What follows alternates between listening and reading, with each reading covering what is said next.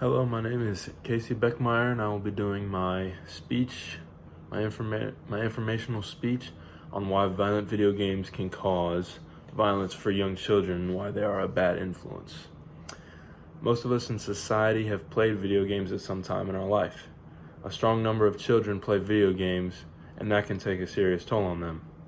The main problem that children have is when they play violent video games, they go out and reenact what they have seen or played, like dangerous games. They try to do something dangerous with their friends or whatever.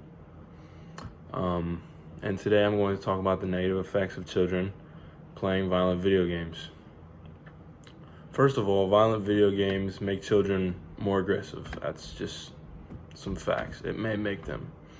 The National Center for Health Research states that video games can desensitize children to seeing more aggressive behavior and can also decrease their ability to feel empathy, which basically means they cannot share feelings with others. So they're kind of loners, I guess. Violent video game exposure can increase aggressive thoughts and actions and feelings in both sexes. Recent studies have shown that most children prefer violent video games over non-violent video games. To make matters worse, the World Health Organization added gaming disorder to its official list of mental disorders, which no one would see that coming.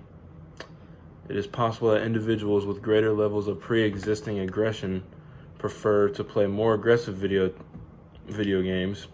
Although games can cause violence, they can also cause death, like someone killing someone or suicide or anything like that.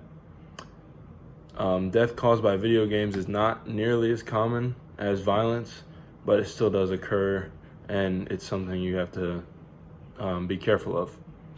Experts say that those that are already pushed over the edge by video games are already falling and are just looking for an excuse to lose control.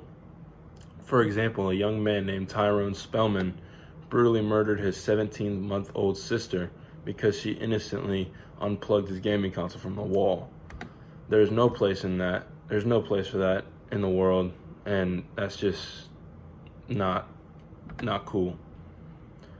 Another example of video games being too much for some people is the case where two stepbrothers opened fire on a young boy with two rifles from their father's gun safe and killed the young boy they were shooting at.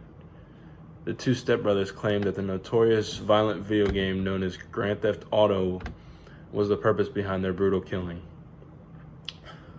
Probably the worst example of a video game causing death is the Columbine High School killing. Both of the shooters, Eric Harris and Dylan Klebold, had a love for violent video games, and because of this love for violent video games, were both very interested in explosives and firearms, which ultimately led to one of the worst school shootings in American history. Violence in video games can cause serious aggression and violence, and in some cases even death or suicide. Children growing up should not be able to play games with serious violence when they are young. It just shouldn't happen. These games can take their innocence away from them with just one game and could very possibly turn them into a monster just from video games. Thank you for listening.